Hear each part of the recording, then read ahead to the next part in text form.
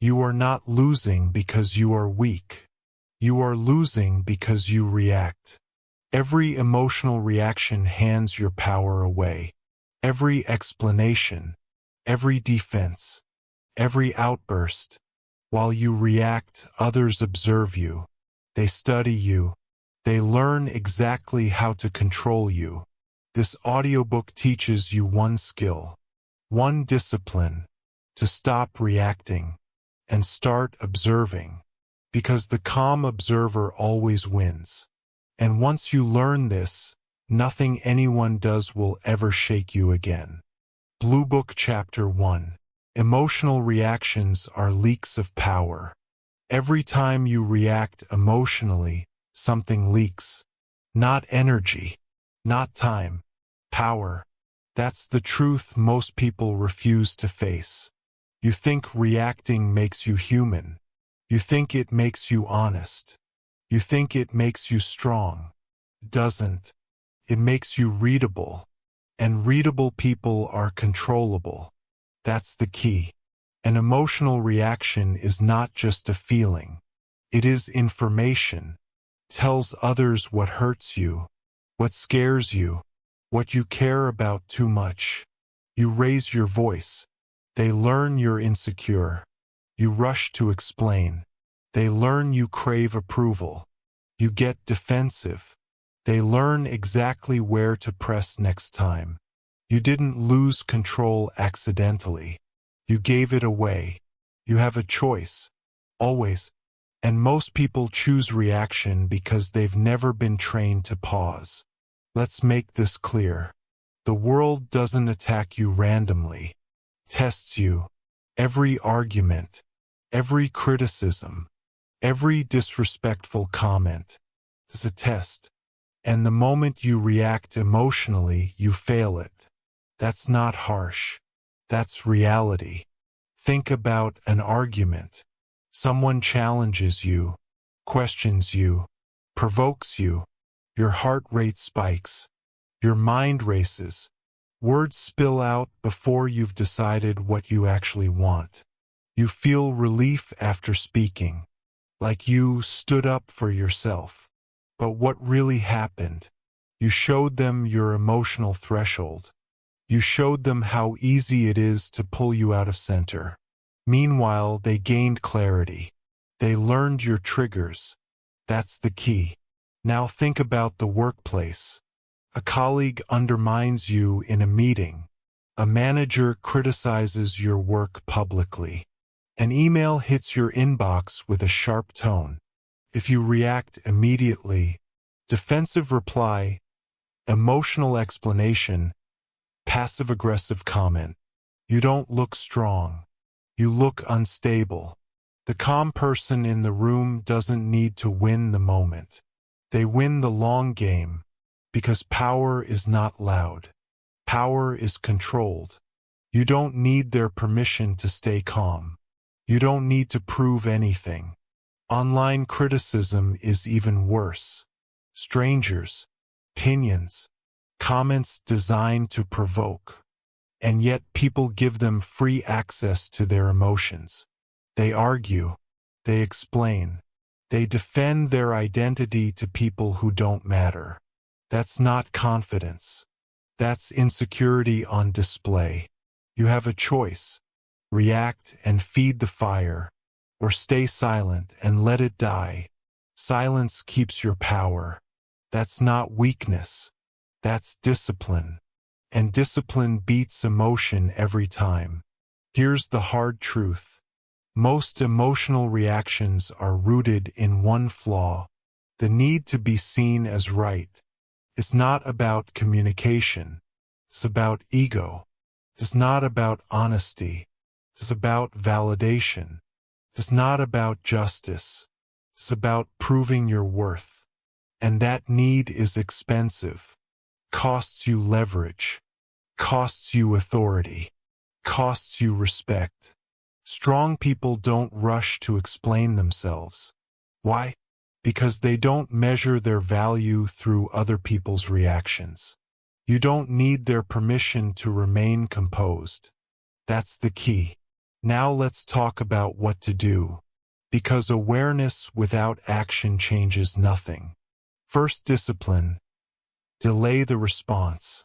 Not forever, just long enough to regain control. When something triggers you, do nothing. Breathe. Observe. Your emotions want speed. Your power lives in slowness. Second discipline: name the trigger internally, not out loud. Inside. Say, "This is a trigger," not, "This is an emergency." Most situations aren't urgent. They just feel that way because your ego is involved.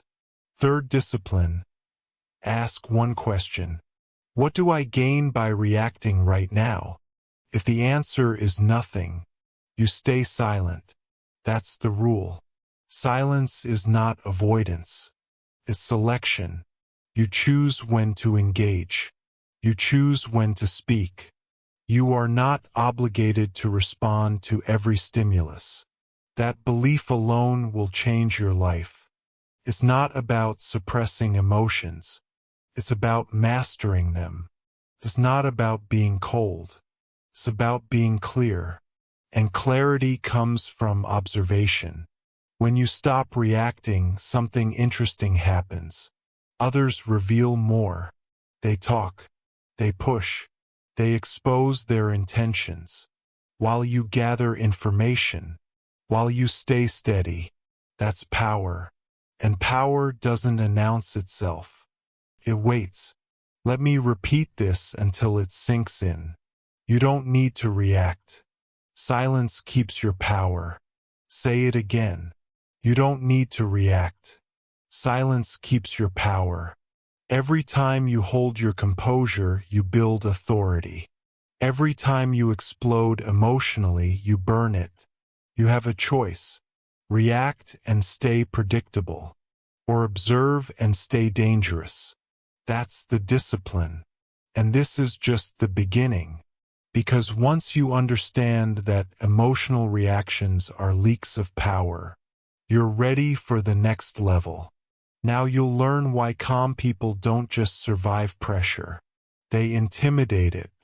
You've sealed the leak. Now let's sharpen the edge. Blue Book Chapter 2. Why calm people are feared. Fear doesn't come from noise. It comes from control. That's the first thing you need to understand. People are not intimidated by anger. They are not threatened by shouting. They are not impressed by emotional intensity. They are unsettled by calm. Because calm means something dangerous. It means you are not ruled by impulse. It means pressure does not own you. It means you are thinking while others are feeling. That's the key. When pressure hits and you remain steady, the power dynamic shifts immediately. Everyone else feels it, even if they can't explain it. Especially then. Most people are wired to expect reactions. They push, they provoke, they test. And when you don't give them what they expect, their mind fills the silence. With doubt, with insecurity, with fear. You have a choice. React emotionally or observe strategically. There is no middle ground. Let's talk about why calmness unsettles people so deeply. Because when someone reacts emotionally, you understand them. They are familiar, predictable. Anger, defensiveness, excitement, anxiety. These are common languages. But calm? Calm is unreadable.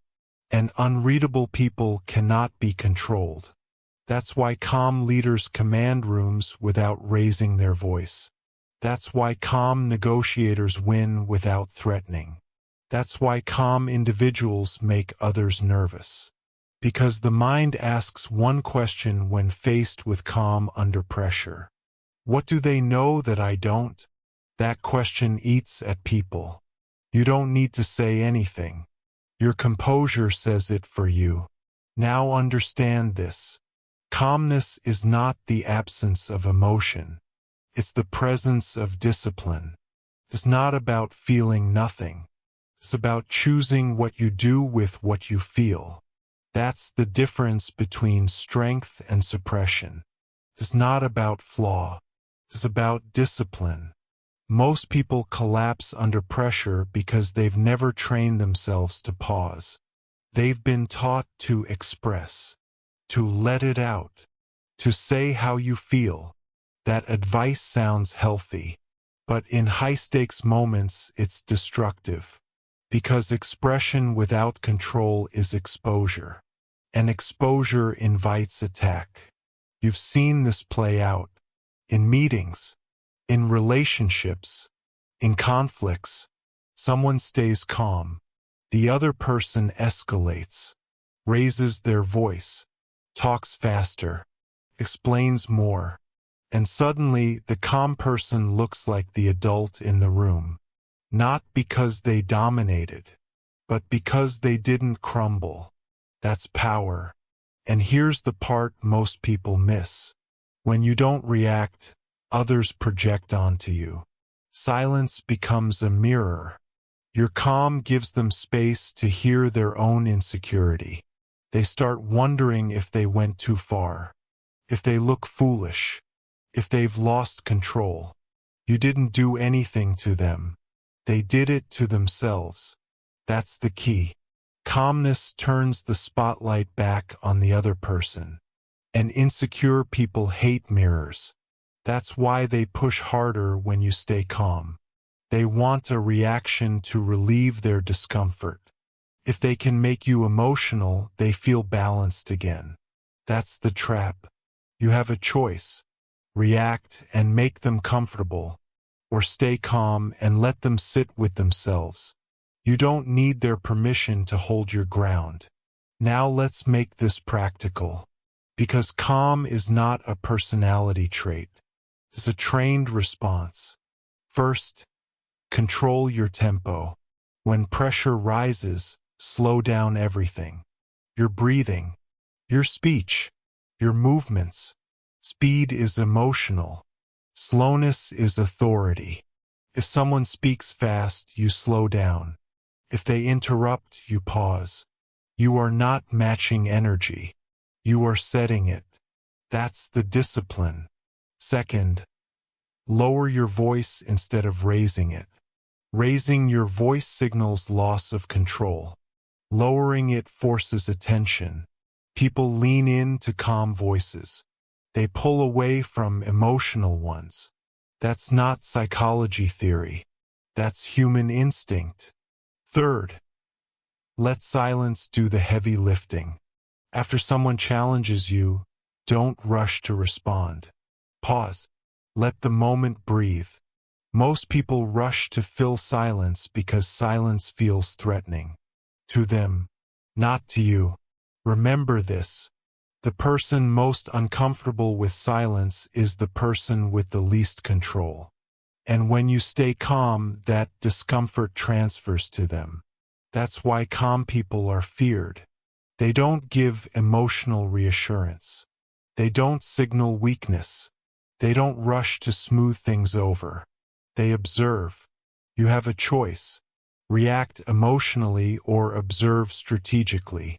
Say it again. You have a choice. React emotionally or observe strategically. One gives temporary relief. The other builds lasting power. This doesn't mean you never speak. It means you speak intentionally.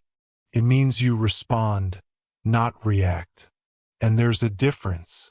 Reaction is impulsive. Response is deliberate. Reaction is emotional. Response is strategic. That's the line you're learning to walk. And once you master it, your presence changes. People start measuring their words around you. They hesitate before pushing. They sense there are consequences. Not because you threaten, but because you don't fold. Calm becomes your reputation. And reputation precedes you. Now understand where this leads. If calmness creates fear, then emotional restraint creates mystery. And mystery is leverage. Because the less people know about how you feel, the less they can use against you. You've learned why calm people are feared. Next, you'll learn why calm people are misunderstood. Because observation is often mistaken for weakness by people who don't yet understand power. You've learned to stand steady under pressure. Now it's time to refine that stance. Blue Book Chapter 3. Observation is not passivity.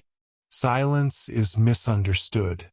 Observation is misunderstood. And because of that, most people never use their strongest weapon. They think if they don't react, they lose. They think if they stay quiet, they submit. They think if they observe, they fall behind. That belief keeps them weak. Here's the truth. Observation is not passivity. Observation is active control. That's the key. When you observe, you are not frozen. You are not afraid. You are not avoiding conflict. You are gathering information. And information is power. While emotional people rush to speak, you slow down. While they explain, you listen. While they expose themselves, you stay intact. It's not about being quiet. It's about being aware. Say that again. It's not about being quiet. It's about being aware. Most people confuse silence with weakness because they live in reaction mode. They believe action equals noise. They believe strength equals expression. They believe control equals domination. They're wrong. Real control happens before action. Real power happens in awareness. Think about any high-pressure situation. An argument, a negotiation, a confrontation. One person reacts. The other observes. Who has more leverage? Always the observer. Because the observer sees patterns. Tone changes. Emotional spikes. Contradictions. The reactive person sees only one thing, their own emotion. That's the flaw. It's not about courage. It's about discipline. Observation requires discipline because it denies the ego its favorite drug, immediate expression. Your ego wants to speak, to correct, to defend, to be seen. But discipline says, wait, you have a choice. React now and feel relief, or observe longer and gain clarity. That choice decides everything.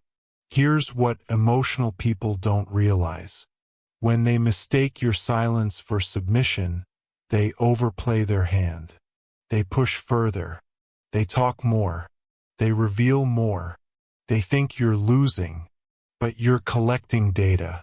That's the key. They show you how they think. What motivates them, what scares them. They expose their strategy without knowing it. And later, when you finally speak or act, you do it with precision, not emotion, not guesswork. Precision. That's why observers win. Let's destroy a dangerous myth right now. Silence does not mean you agree. Silence does not mean you accept disrespect. Silence does not mean you are weak. Silence means you are choosing when to engage. And timing is power. You don't need their permission to take your time.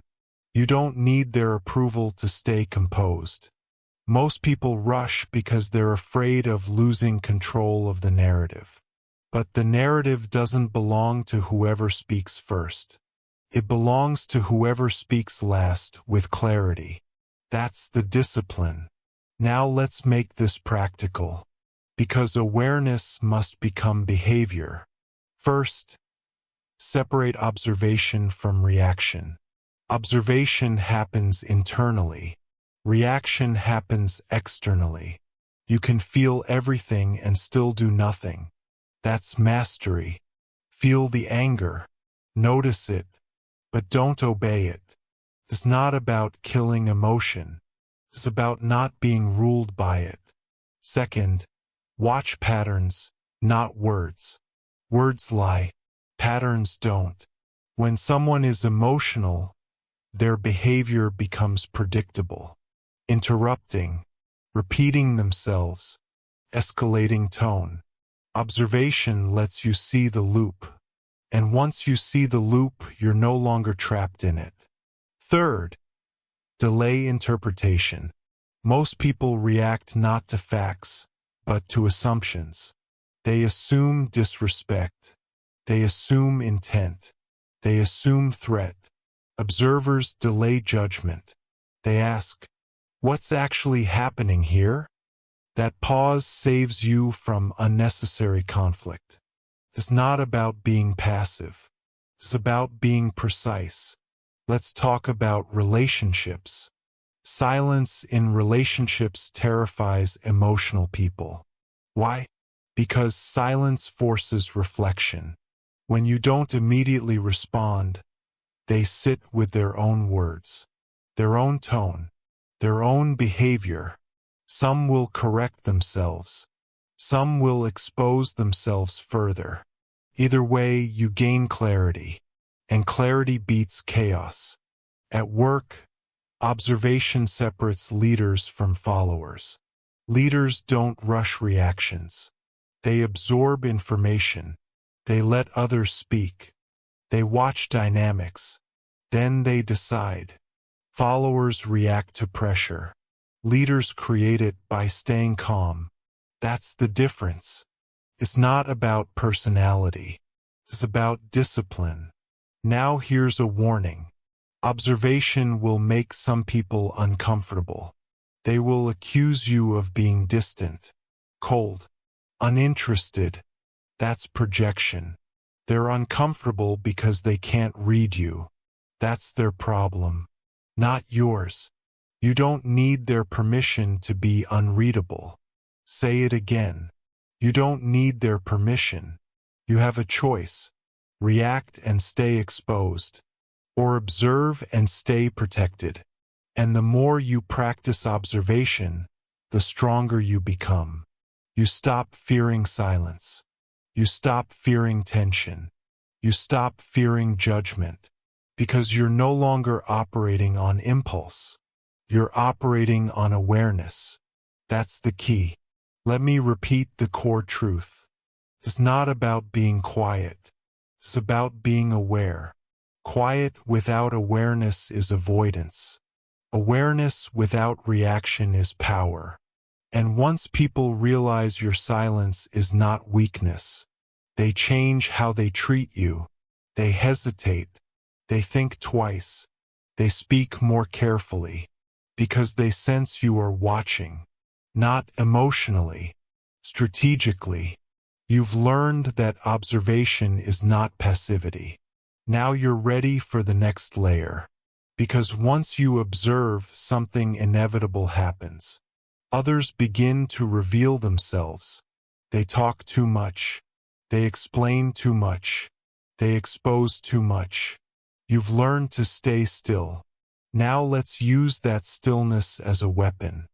Blue Book Chapter 4. The Psychology of Letting Others Expose Themselves. Most people don't realize they give themselves away. They think exposure happens when they're interrogated, when they're pressured, when they're cornered. Wrong. Exposure happens when they are uninterrupted. That's the key. When you stay silent, people talk. When you don't react, they fill the space. When you don't interrupt emotionally, they reveal everything. Say less. See more. Say it again. Say less. See more. Silence creates a vacuum. And human beings hate vacuums. They rush to fill them with words, with explanations, with justifications. And in doing so, they expose their motives, insecurities, and weaknesses. You didn't trick them. You didn't pressure them. You simply gave them space.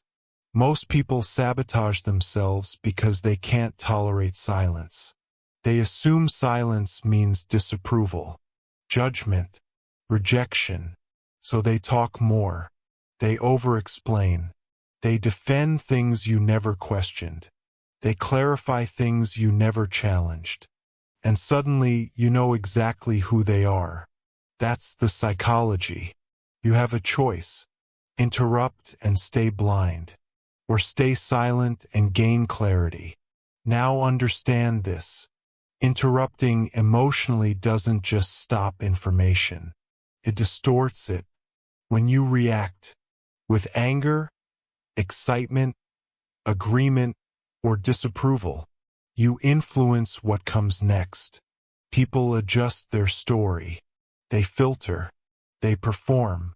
But when you stay neutral, they relax. They stop editing themselves. That's when the truth leaks out. That's the key. Think about arguments.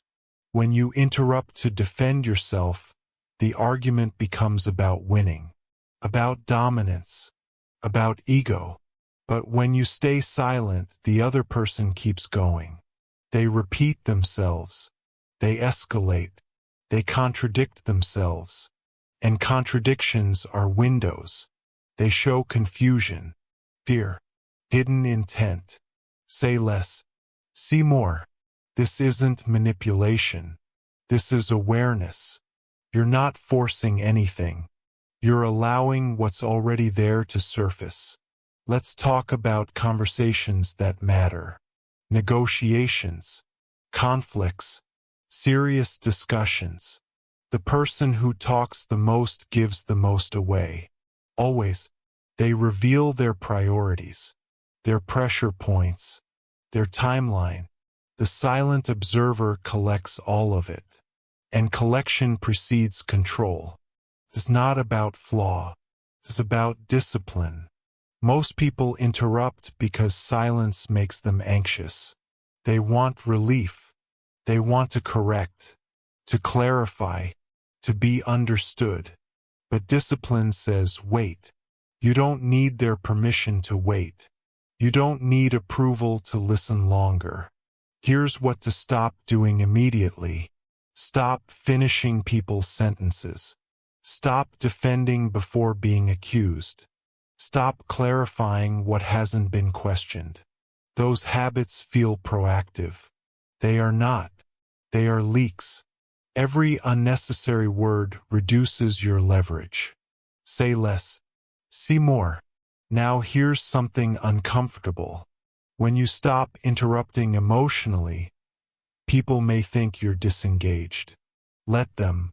That assumption works in your favor. They talk more. They explain more. They expose more. That's the paradox. Silence is often mistaken for ignorance. Until it's too late.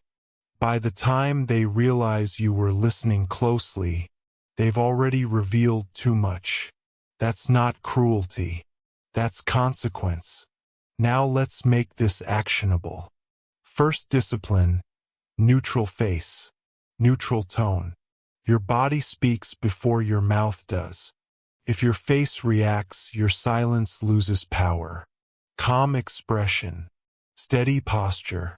You're not approving. You're not rejecting. You're observing. Second discipline, minimal prompts. Instead of reacting, use simple signals. A nod, a pause, a quiet go on. These keep people talking without steering them. You're opening doors, not walking through them. Third discipline, delay your conclusion. Don't decide who someone is after one sentence. Let them finish. Most people reveal themselves in the second half of what they say, not the first, because the first part is controlled. The second part is emotional. That's where truth lives. Say less. See more. Now understand how this shifts power. When people talk themselves into a corner, they feel exposed. They don't know why. They just feel uneasy. They sense they've said too much. And that discomfort changes their behavior. They backtrack. They soften. They become cautious. You didn't threaten them. Your silence did. That's the key. Silence forces self-awareness. And self-awareness is uncomfortable for people who live on autopilot. This works everywhere. At work, in relationships, in conflicts. The person who listens more understands more. The person who understands more controls outcomes. It's not about intelligence. It's about restraint. Let's talk about emotional interruption. This is the most common mistake. You interrupt not with words, but with emotion. Your tone shifts. Your posture tightens. Your face reacts. People sense judgment. And once they sense judgment, they shut down or perform. Observation requires emotional neutrality, not emptiness. Control. That's the discipline. You have a choice. React emotionally and close the flow of information, or stay neutral and let it pour. Say it again. You have a choice. Now here's the deeper truth. People reveal their weaknesses when they feel safe or when they feel unheard. Silence creates both conditions at once. They feel safe because you're not attacking. They feel unheard because you're not responding. So they talk more. They try harder. They reveal what matters most to them. That's why silence is such a powerful filter. It separates signal from noise. You don't chase truth. You let it walk toward you. Say less. See more. Repeat it until it becomes instinct. Say less. See more. This chapter gave you a weapon. But like all weapons, it requires restraint. Use it to understand, not to dominate. Use it to see, not to react. Because observation without ego is the foundation of control. And once you've learned how to let others expose themselves, there's one habit you must eliminate next. The habit that destroys silence faster than anything else. Explaining yourself. You've learned to listen. Now you must learn to stop justifying. Blue Book Chapter 5. Stop explaining yourself. Explaining feels responsible. Feels mature. Feels necessary. It's none of those things. Most explanations are not clarity. They are insecurity dressed up as logic. That's the key. When you explain yourself without being asked, you're not communicating. You're seeking approval. And approval is a trap. Strong people don't justify their existence. They don't narrate their decisions. They don't argue for their worth. They decide. They act. They move on. You have a choice. Explain and shrink. Or stop explaining and stand. You don't need their permission. Let's be direct. Every unnecessary explanation tells a story about you. It says you doubt your decision. It says you fear disagreement. It says you want to be understood more than you want to be respected. That's not strength. That's exposure. It's not about honesty. It's about discipline. Most people explain because silence makes them uncomfortable. They feel the urge to fill the gap, to clarify, to defend. But every added sentence weakens your position. Because the more you explain, the more angles you give others to question. That's the key. Think about how this plays out in real life. At work, you make a decision. Someone questions it. Instead of stating it calmly and stopping, you start explaining. You add context. You justify motives. You defend details. Now the conversation isn't about the decision anymore. It's about your confidence in it. And confidence that needs explanation isn't confidence at all. In relationships, it's even worse. You explain why you feel a certain way, why you did what you did, why they shouldn't be upset. You think you're helping. You're not. You're teaching them that your boundaries are negotiable. That's the trap. You don't need their permission to feel what you feel. You don't need approval to set limits. Stop explaining. Now understand this. Explaining is often confused with accountability. They are not the same. Accountability is owning your actions. Explaining is defending them. One is strength. The other is fear. It's not about flaw. It's about discipline. Here's a rule that will change everything. If you weren't asked to explain, don't. If the explanation doesn't serve your objective, don't. If the explanation is meant to ease discomfort, yours or theirs, don't. Say less. Stand firmer. That's the key. Now let's break the psychology. Why do people explain so much? Because they want to be liked. Because they fear conflict. Because they equate understanding with acceptance. But acceptance is not respect. And respect is what actually protects you. You have a choice.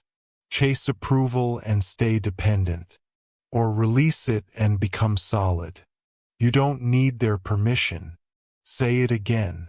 You don't need their permission. The moment you internalize that, explanations lose their grip on you. You stop overtalking. You stop justifying. You stop trying to control how others feel. You let them feel whatever they feel. That's freedom. Now let's talk about how to stop explaining, practically. First discipline. Answer once. If someone asks a question, answer it clearly. Once. No add-ons. No preemptive defenses. Say what's necessary. Then stop. Silence after clarity is strength. Second discipline. Use statements, not stories. Stories invite debate. Statements end it. I've decided. This is what I'm doing. That doesn't work for me. No backstory required. Third discipline. Detach from reaction. People may push when you don't explain. They may accuse you of being cold, difficult, uncooperative. That's manipulation. They want you back in approval mode.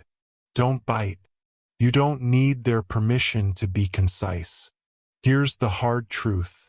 People who demand explanations often don't want understanding. They want control. They want to poke holes, to negotiate, to wear you down. Explanations give them material. Silence starves them. That's the key. Now understand the deeper layer. Explaining yourself keeps you psychologically below others, puts you in the position of defendant, of subordinate, of someone asking to be accepted. When you stop explaining, the dynamic flips. You become self-referencing. Your decisions don't need validation to exist. And that shift changes how people treat you. They may not like it at first, but they will respect it. And respect lasts longer than approval ever will. You have a choice. Explain to feel momentary relief, or hold your ground and build authority. It's not about being rude. It's about being rooted. You're not here to convince everyone. You're here to live deliberately. Let's talk about silence again. Silence after a clear statement is not awkward. It's final. People rush to explain because they fear silence will be interpreted as uncertainty. But uncertainty only exists when you keep talking. Silence after clarity communicates certainty. That's the discipline. Now notice what happens when you stop explaining. Conversations get shorter. Pushback decreases. People adjust. Because they sense something changed. You're no longer negotiating your worth. You're expressing it. Say it again. You don't need their permission. This chapter removes one of the biggest leaks of power. Explaining. Once you eliminate it, your presence becomes heavier. Your words carry more weight. Your silence becomes louder. And with that silence comes emotional distance. Not coldness. Distance. And distance is necessary for control. You've learned to stop reacting. You've learned to observe. You've learned to listen without interruption. You've learned to stop explaining. Now it's time to train the skill that holds all of this together. Emotional detachment. Not numbness. Discipline. You've stopped justifying yourself.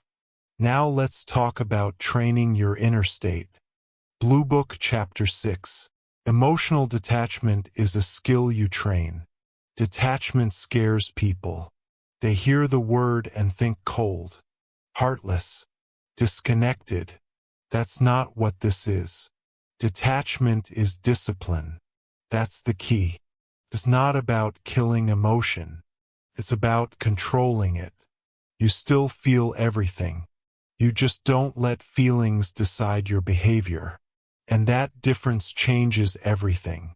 Most people believe emotional control is a personality trait. You either have it or you don't. That belief keeps them stuck. Emotional detachment is not talent. It is training. You weren't born reactive. You were conditioned to be. And anything conditioned can be retrained. You have a choice. Let emotion drive your actions. Or train yourself to pause. It's not about feelings. It's about control. Say it again. It's not about feelings. It's about control. Let's be honest. Your emotions are fast. Too fast. They rise before logic. They demand action before thought. That's not wisdom. That's biology. If you don't install discipline, emotion runs the system. And an emotional system is easy to hijack. That's why pressure works on most people. Why insults land. Why criticism stings. They haven't trained the pause. Detachment begins with one skill. Delay. Not suppression. Not denial. Delay. Between stimulus and response, create space. That space is where power lives. That's the key. Here's how you train it daily. First, discipline. Pause before responding. Always. Whether it's a message, comment, confrontation. You pause. Even 1 second changes the outcome. Because the pause interrupts impulse. And impulse is the enemy. Second, discipline. Breathe on purpose. When emotion rises, your breathing changes. Fast. Shallow. Reverse it. Slow breath in. Long breath out. Your body calms first. Your mind follows. Control the breath. Control the reaction. It's not about feelings. It's about control. Third, discipline. Observe instead of identifying. Stop saying, I am angry. Say, anger is present. That shift matters. You are not your emotion. You are the observer of it. And observers have leverage. That's the key. Now let's talk about awareness. Detachment requires observation on multiple levels. Not just what's said, but how it's said. Tone, timing, body language. When someone speaks emotionally, they leak intent. Their words say one thing, their body says another. Detached people notice that. Reactive people miss it. You have a choice. React to words, or observe behavior. One keeps you blind. The other keeps you ahead. Now here's what most people get wrong. They think detachment means disengaging from life. No, it means engaging deliberately. You don't avoid situations. You enter them prepared. You don't shut down. You slow down. That's discipline. Let's talk about practice under pressure. Pressure is not the enemy. Pressure is training. Every triggering moment is a workout. Someone disrespects you. That's a rep. Someone criticizes you. Another rep. Someone tries to provoke you. Perfect. You don't curse pressure. You use it. You pause. You breathe. You observe. Then you choose. That's the muscle. And like all muscles, it grows through repetition. Most people quit because they expect immediate mastery. They fail once. They react. They feel disappointed. That's ego again. Training isn't perfection. It's consistency. You don't need their permission to practice. You don't need approval to improve. Now here's a hard truth.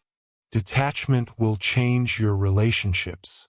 Some people rely on your emotional reactions. They feel powerful when they can trigger you. When that stops, they feel exposed. They may accuse you of changing, of being distant, of being different. They're right. You are different. You are disciplined. And discipline threatens emotional chaos. That's not your problem. You have a choice. Shrink to make others comfortable, or stay grounded and keep growing. It's not about flaw. It's about discipline. Let's talk about language. Detached people choose words carefully. They don't narrate emotions. They don't vent impulsively. They speak when it serves them. Silence is not avoidance. It's strategy. And when they do speak, it's measured. Calm, direct, final. That combination is rare. And rarity creates authority. Now let's address fear. People fear detachment because they think they'll lose passion. They won't. They'll lose chaos. There's a difference. Passion with discipline is unstoppable. Passion without discipline is self-sabotage.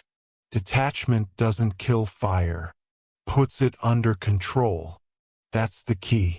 Let me repeat the core truth of this chapter. It's not about feelings. It's about control. Write it into your mind. Because once you accept that, guilt disappears. You stop apologizing for being calm. You stop explaining your restraint. You stop letting others dictate your emotional pace. You become self-directed. And that changes how you walk into every room. Now here's your daily practice checklist. Pause before responding. Breathe deliberately. Observe tone, posture, intent. Delay judgment. Choose response. Every day. Every interaction. No exceptions. That's training. And training compounds. Weeks go by. Then months. One day you realize something strange. Things that used to trigger you don't. Not because you're numb. Because you're in control. That's real strength. You've now built the inner foundation. But there's another consequence of emotional discipline you must understand. Once you control yourself, you stop being predictable. And predictability is what manipulators rely on. You've learned to detach emotionally. Now it's time to see what that does to how others try to control you. You're no longer reactive, which means you're no longer easy to read. Now let's talk about the danger of predictability. Blue Book Chapter 7. Why reactivity keeps you predictable. Predictability is not comfort. It's a weakness. That's the key. When people can predict your reactions, they can control your outcomes. Not sometimes. Always. Predictable reactions create predictable outcomes. Say it again. Predictable reactions create predictable outcomes. Most people don't realize they are broadcasting patterns every day. What makes them angry? What makes them defensive? What makes them eager? What makes them fold? They think they're expressing themselves. They're not. They're training others how to use them. You have a choice. React emotionally and become readable, or observe strategically and stay unpredictable. There is no middle ground. Let's be direct. Manipulation doesn't start with evil intent. It starts with pattern recognition. Someone notices that when they criticize you, you explain. When they pressure you, you rush. When they withdraw, you chase. Now they know how to move you. You taught them. That's not bad luck. That's reactivity. It's not about flaw. It's about discipline. Emotional reactions are repetitive by nature. You get triggered the same way. You defend the same way.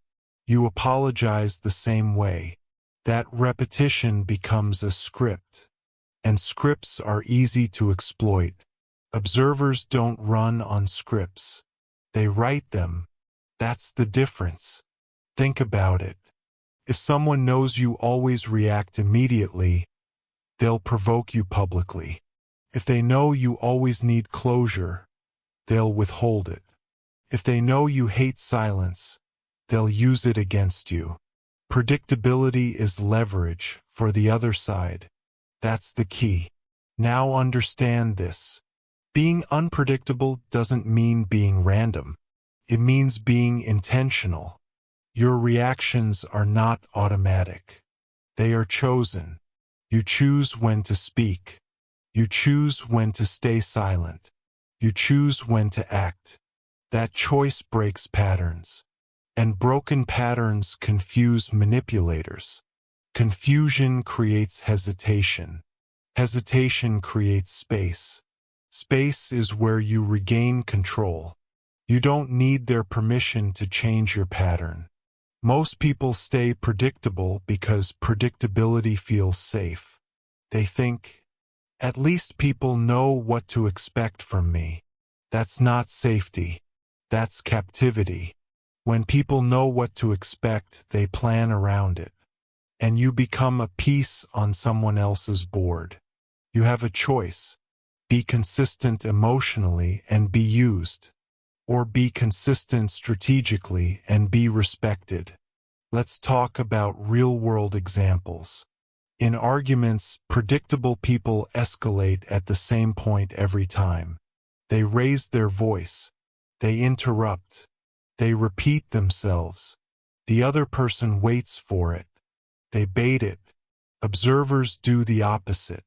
Sometimes they respond quickly. Sometimes they wait. Sometimes they say nothing. Sometimes they end the conversation. No pattern to exploit. At work, predictable employees react the same way to pressure. Deadlines make them anxious. Criticism makes them defensive. Praise makes them overextend. Managers learn this fast. Observers disrupt expectations. They remain calm under pressure. They respond to criticism with questions. They treat praise neutrally. Now no one can push their buttons. Because there are no buttons. That's the key. Let's talk about emotional predictability. This is the most dangerous one. If people know how to make you feel, they control how you act. That's why emotional discipline matters. It's not about suppressing feeling. It's about refusing to be driven by it. You feel anger, but you don't show it.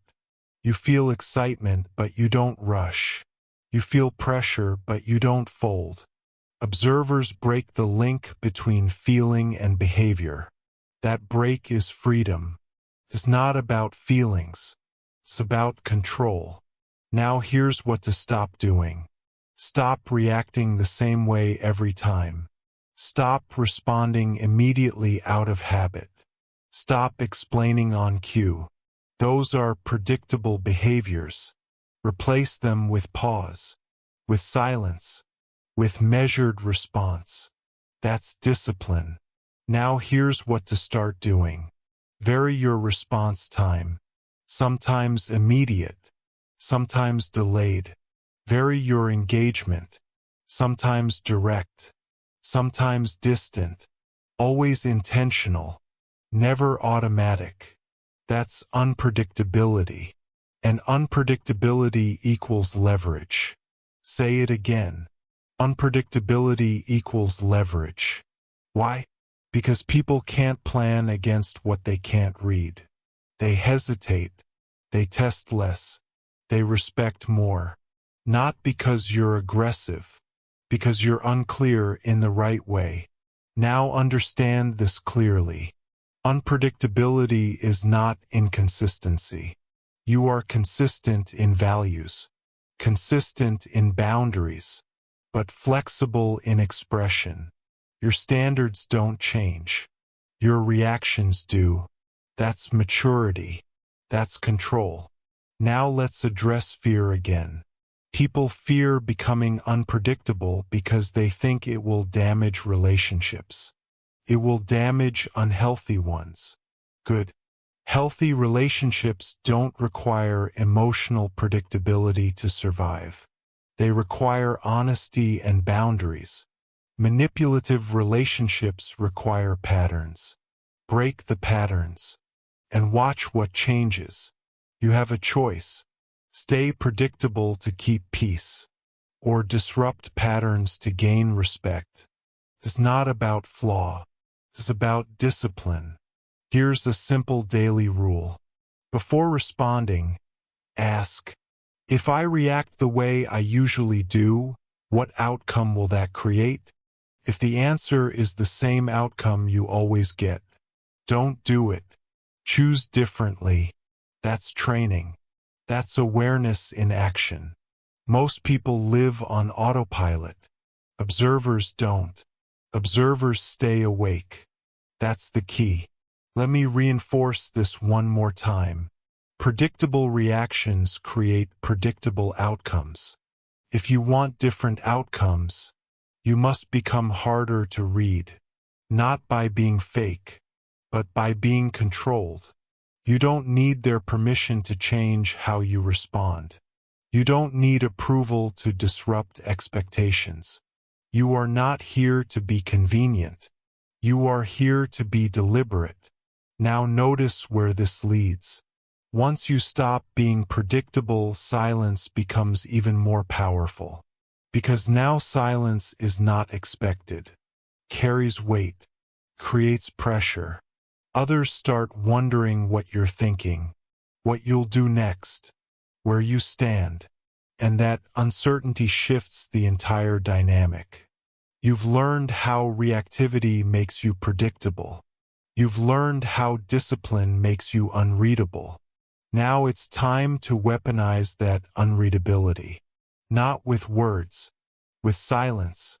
You've broken the pattern. Now let's turn silence into psychological pressure. Blue Book Chapter 8. Turning silence into psychological pressure. Silence is not empty. Silence is pressure. That's the key. Most people think pressure comes from force, from words, from confrontation. They're wrong. Real pressure comes from absence, from what you don't say, from what you don't explain, from what you refuse to fill. Your silence is louder than their noise. Say it again. Your silence is louder than their noise. Here's why. Human beings are uncomfortable with uncertainty. They crave resolution. They need feedback. When you stay silent, you deny them all three. And their mind turns against them. They start guessing, projecting, second-guessing themselves. You didn't attack them. You didn't threaten them. You simply didn't react. That's psychological pressure. You have a choice. Fill the gap and relieve their tension, or stay silent and let it grow. Most people rush to speak because they feel the pressure themselves. They think silence is awkward, dangerous, rude.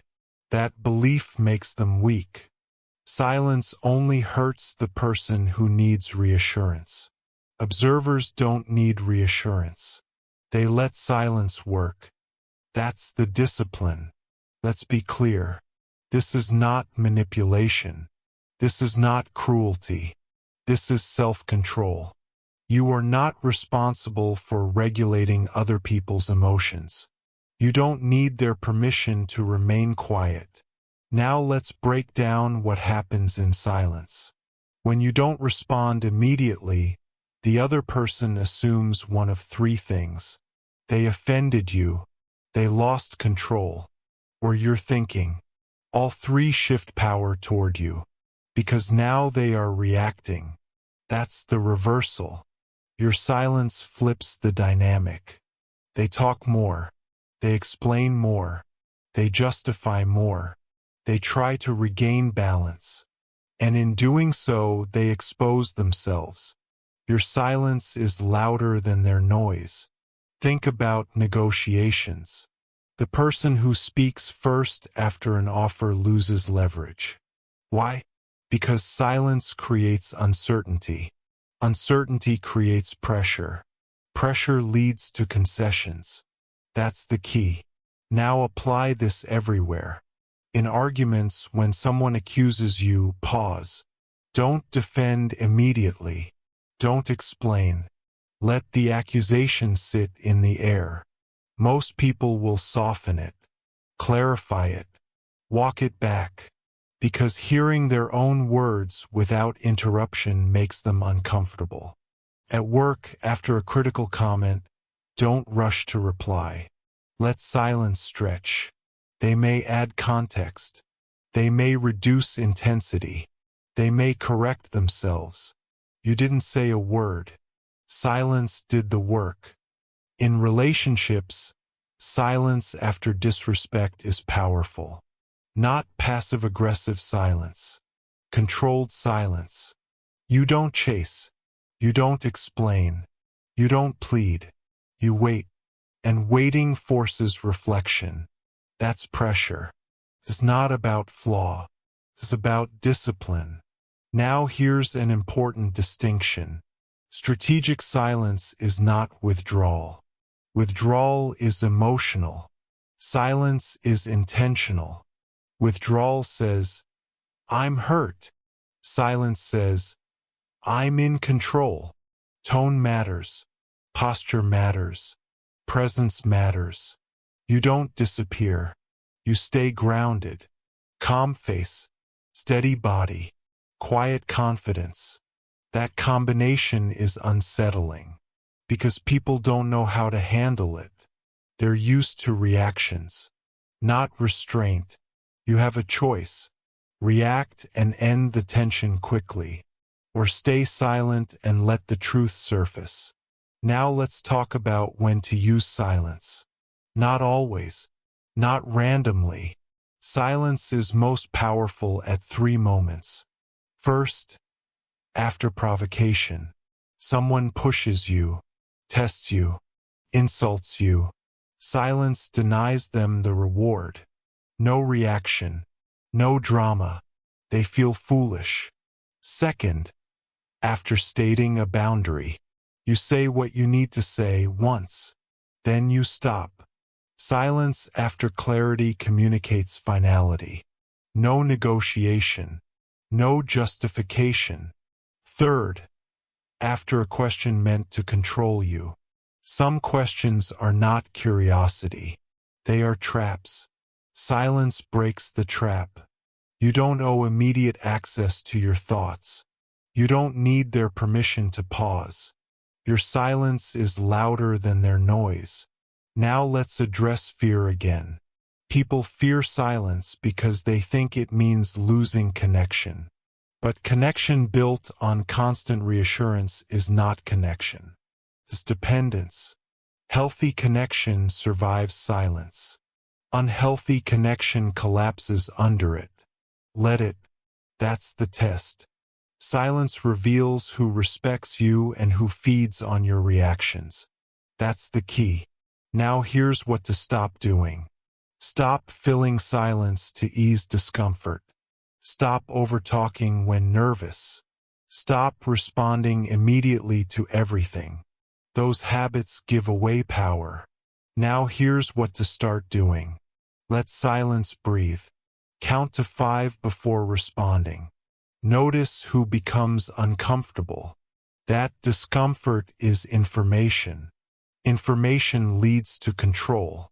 You are not being rude. You are being deliberate. Silence does not mean you have nothing to say. It means you're choosing when to say it. That choice defines authority. Now let's talk about escalation. When silence is used correctly, some people escalate. They get louder, more emotional, more aggressive. That's not a failure. That's confirmation. They're losing control. You don't match escalation. You maintain stillness. Stillness against chaos always wins. Because chaos burns itself out. Stillness remains. Your silence is louder than their noise. Say it again. Your silence is louder than their noise. Over time, people learn something about you. You don't react on demand. You don't fill gaps for comfort. You don't dance when provoked. And that reputation protects you. People test you less, push you less, disrespect you less. Because silence has consequences. Not loud ones, psychological ones. Now understand where this chapter fits. You've learned to stop reacting. You've learned to observe. You've learned to detach. You've learned to break predictability. Silence ties it all together. Silence is the external expression of inner control. But silence alone is not enough. Because silence without timing is wasted. The final discipline is knowing when to speak. Not if, when. You've learned how silence creates pressure. Now it's time to learn how to release that pressure on your terms. You've mastered restraint. Now let's talk about precision. Blue Book Chapter 9. Respond only when it serves you.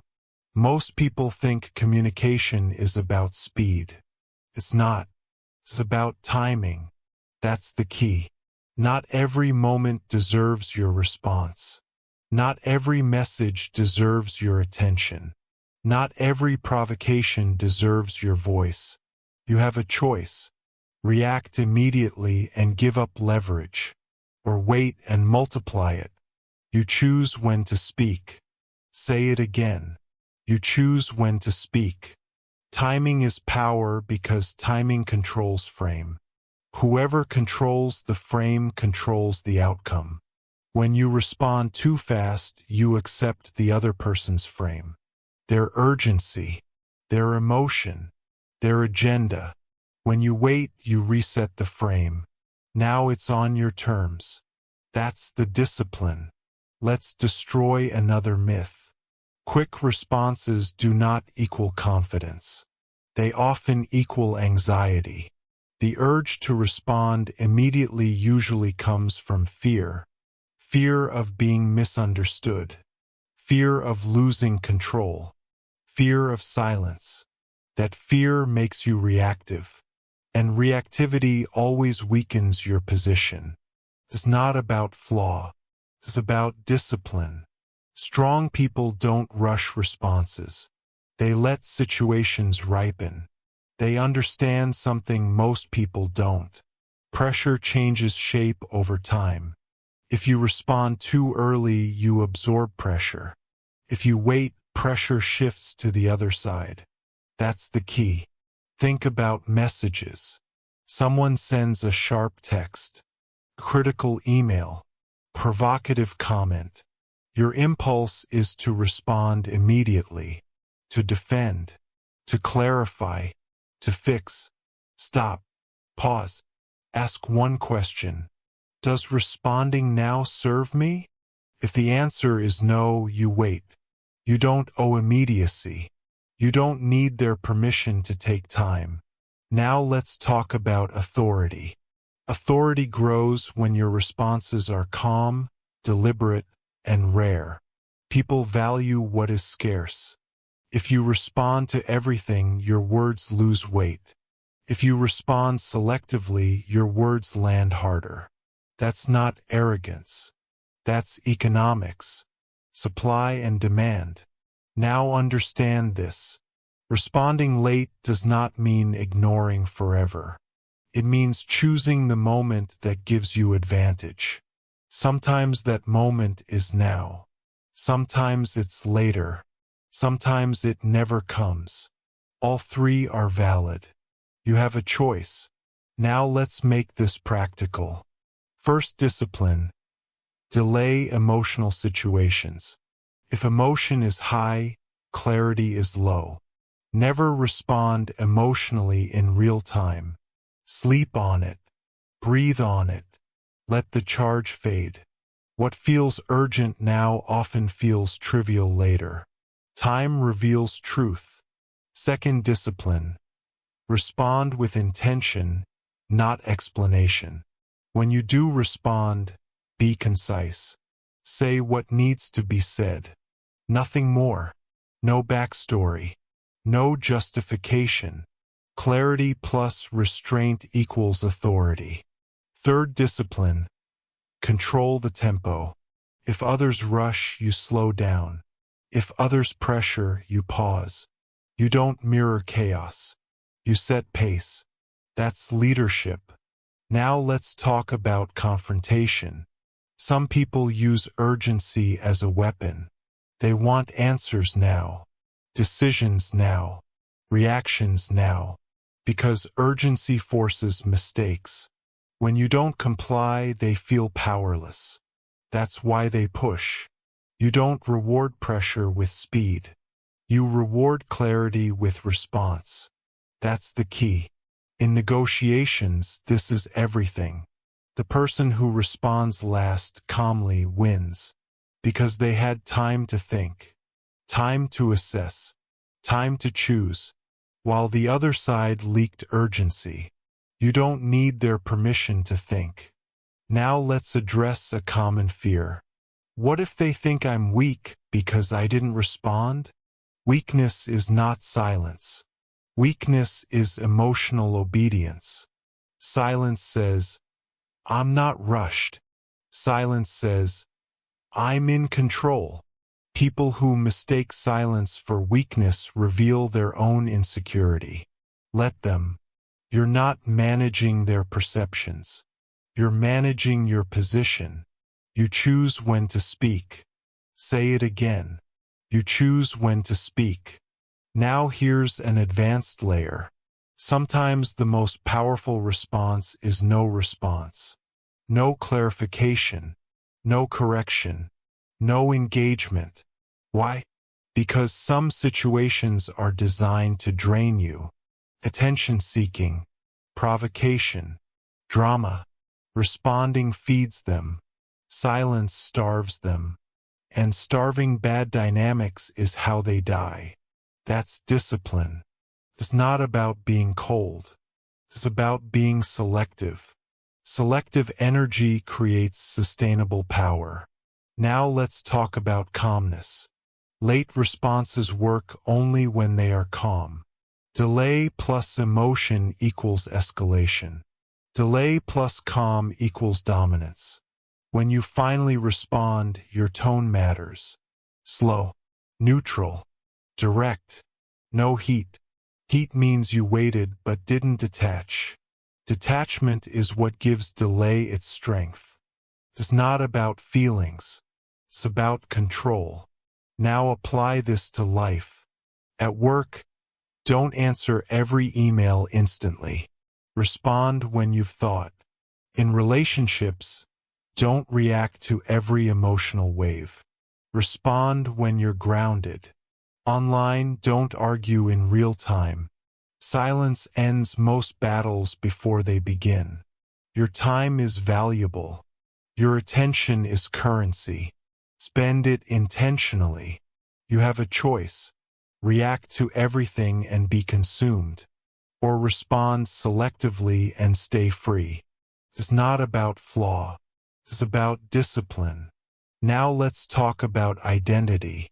People begin to associate you with composure, with steadiness, with authority, because you don't rush, you don't scramble, you don't chase. That identity protects you. People hesitate before provoking you. They think twice before pressuring you, because they know you won't react on command. That's power. And power doesn't announce itself. It waits. Let me reinforce the core truth. You choose when to speak, not your emotions, not their urgency, not social pressure. Once you accept that, your entire nervous system changes. You stop feeling hunted. You stop feeling rushed. You stop feeling behind. Because you're no longer reacting to life. You're directing it. You've learned when to stay silent. You've learned when to respond. You've learned how timing multiplies authority. Now there's only one step left. This isn't a tactic anymore. It's a way of being, an identity, the observer. You've trained the skills. Now let's lock them in for life. You've learned how to control moments. Now let's talk about becoming the calm observer always. Blue Book Chapter 10. Becoming the observer for life. This is where everything changes. Up to now, you've learned techniques, pauses, silence, timing. Now those techniques must become identity, because power that turns off is weakness. The observer is not something you switch on in conflict. The observer is who you are always. That's the key. This is not a tactic. It's an identity shift. You stop living inside emotional chaos and start standing above it. You observe. You decide. You control. Say it again. You observe. You decide. You control. Most people live trapped in the weather of their emotions. A comment ruins their day. A message hijacks their mood. A look triggers a reaction. They call it life. It's not life. It's reactivity. And reactivity keeps them small. The observer lives differently. The observer notices emotion but doesn't drown in it. Feels pressure but doesn't obey it. Experiences chaos but isn't owned by it. That's discipline. It's not about flaw. It's about discipline. Now understand what this identity requires. Consistency, not perfection. Consistency. You will still feel anger, still feel excitement, still feel disappointment, but you no longer become those feelings. You watch them, like clouds passing through the sky. They move. You remain. That's the observer's position. You have a choice. Merge with emotion and lose perspective, or step back and gain control. Every moment presents that choice. That's the key. Let's talk about the internal shift. When you become the observer, your inner dialogue changes. You stop asking, "How do I feel about this?"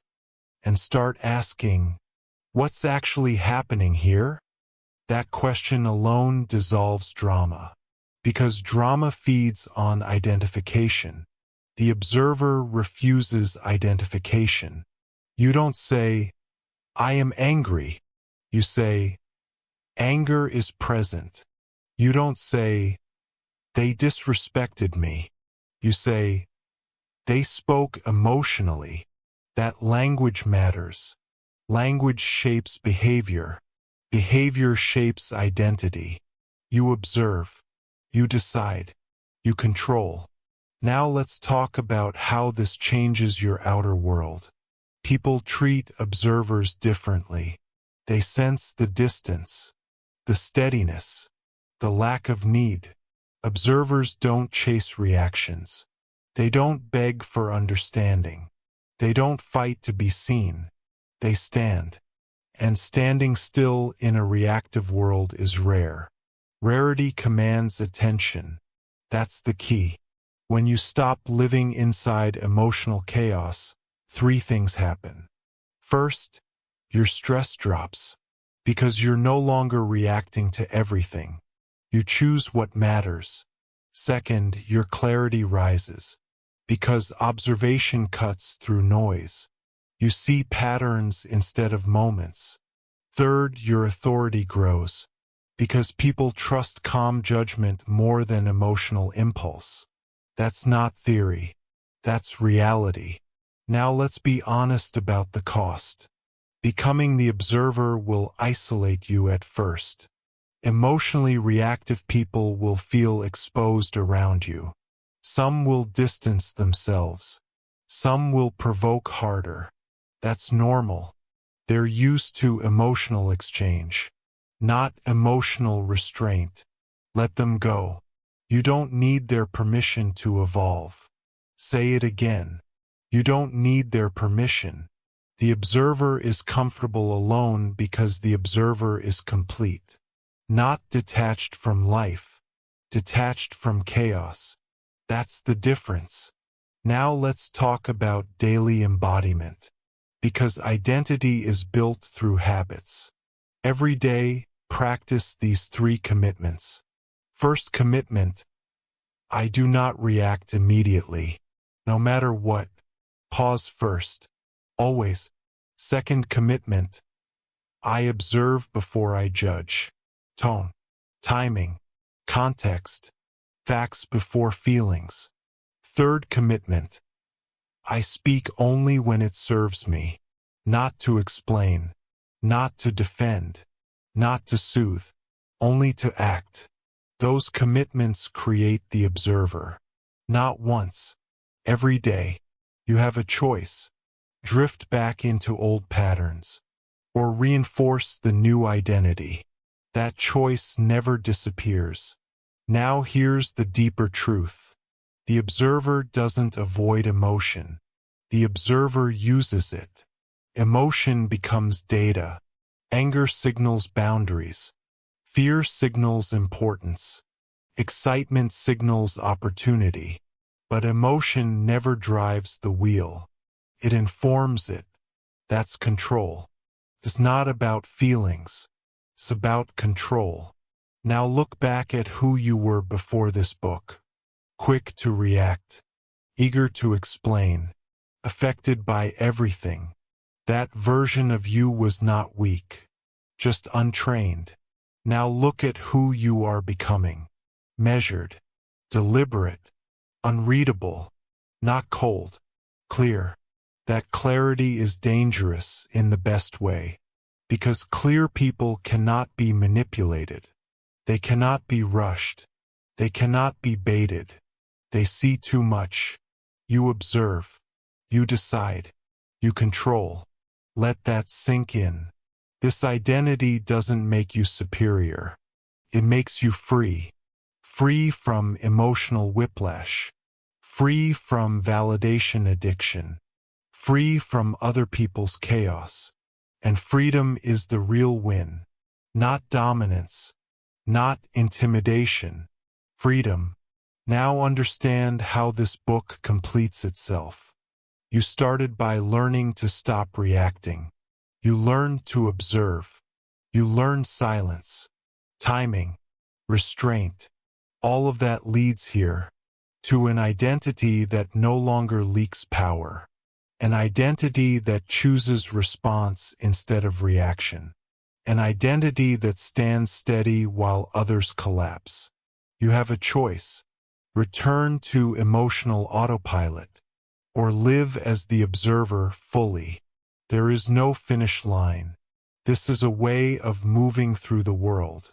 Calmly, deliberately, on your terms. You observe. You decide. You control. That's the life. And this is where the book ends, not with a technique, but with a standard. The standard you now hold yourself to. Silence when needed. action when chosen, always aware, always in control. You've seen the pattern now. Reactivity weakens. Observation strengthens.